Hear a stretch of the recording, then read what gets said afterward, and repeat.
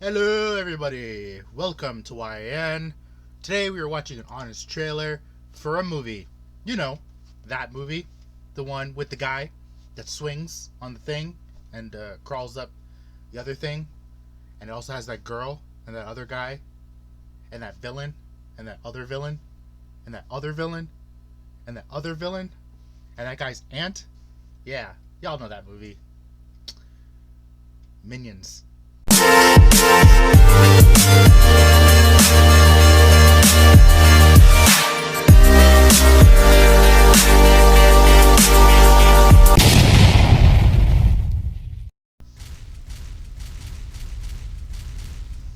It'll make my inner child very happy. He's played second fiddle to Iron Man, second fiddle to Iron Man's supporting cast, and second fiddle to Iron Man's astrologer. But this time, Tom Holland swings into uncharted territory, playing third fiddle to Spider-Man. Spider-Man, No Way Home. I don't know if I agree with that. The worst kept secret in nerdom is out. That's true. All the live-action Spider-Men are back, except for the two from the 70s. Yep.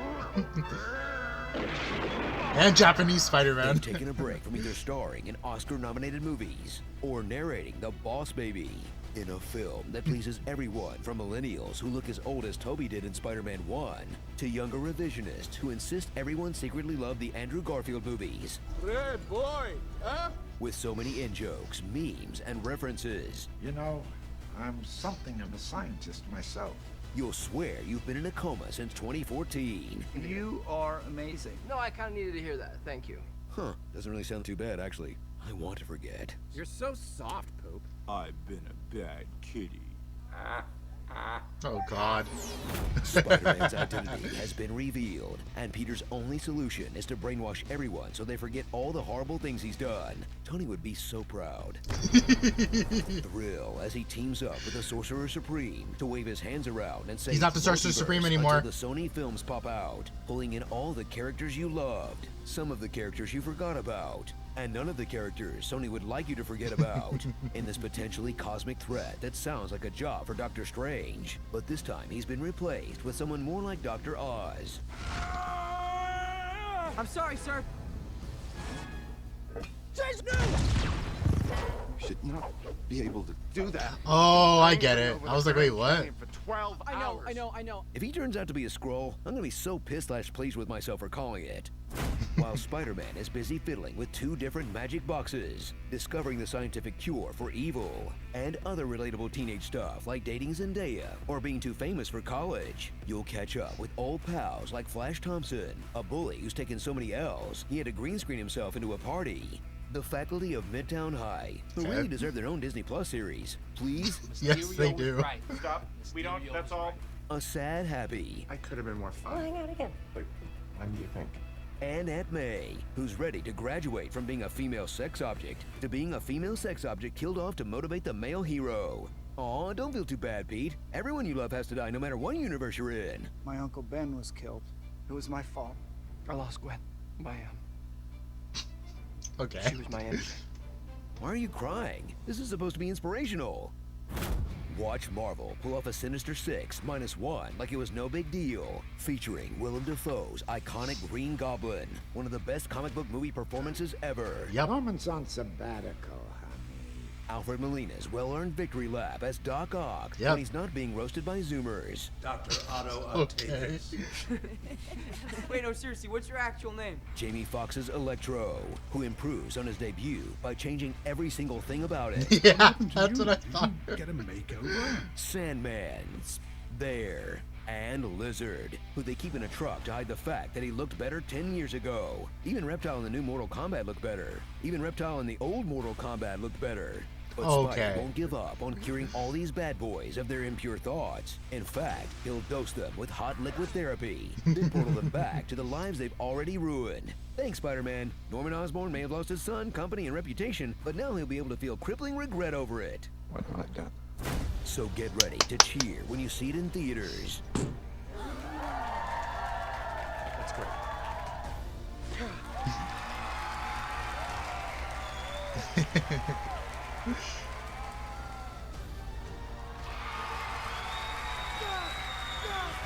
That was probably me. Because those moments are just awkward to watch by yourself at home. It's still fine. Like, is it because they think it's like one of those wait for applause moments? But it's still. Hello? And what's still an amazing 2.5-hour brain vacation. That's the cinematic equivalent of all your exes coming together to reminisce on all the good times you had. Okay. And not the time they made you, well, you know, watch Amazing Spider-Man 2. Starring Peter Parker picked a pack of partners. Whip, whip, boom. The Spider House rules. Zen and the art of multiversal maintenance. Ant-Man, the Sorcerer's Apprentice, the assistant to the regional sorcerer. If I were a fix man. The Green He starts Goblin, laughing. Project Power. I don't like sand. Welcome back, Connors. Alex Jones Jameson. That's what I thought Netflix too. And Yeah. billable hours. And say the line. Say it. With great power, there must also come great responsibility. Yay! The Adventures of Pete and Pete and Pete. Don't let MIT be dumb like me. MIT is dumb? Well, you're the vice chancellor and you can't figure out a childproof lock, so. That's what I Screen thought too. Junkies, we've all got our personal favorites, but which version of Spider-Man has actually saved the most civilians? Who's been bullied the most? Who's upside down made out more than once? We put these 3 Spider-Men to the test to find out which Spider reigns supreme in our latest episode of By the Numbers. Click the thumbnail on the right to see who wins. I'm gonna watch that. Every triangle is a love triangle. Okay, so that was the honest trailer for No Way Home. And for the first time in a long time, I can say I didn't really agree with a lot of it. I couldn't tell for like a large majority of the trailer whether they liked the movie or not, because it did feel like it was a lot of more aggressive nitpicks, I guess is a word I wanted to say. The one thing I will say though is I the one thing I guess I disagree with the most was the idea that Tom Holland was basically third rate in his own Spider-Man movie behind Tobey and Andrew. And I don't necessarily agree with that. I still think it's Tom's movie. There is like a level of excitement and it's definitely very talked about, the fact that Tobey and Andrew are in the movie and Andrew giving like an amazing performance, and it's wonderful to see Tobey again, but I still feel like it is Tom's movie, and Tobey and Andrew are there in service to Tom's movie as opposed to stealing the movie out from under them. Yes, Andrew does have some scene stealing moments, but it is still Tom's trilogy and Tom's film in service to Tom's journey as Spider-Man. So I will say that. But other than that, the jokes were pretty funny. I feel like I have to watch it again because there were some other things that I didn't necessarily agree with. But the thing that I did agree with most was just how they completely changed Jamie Foxx's character.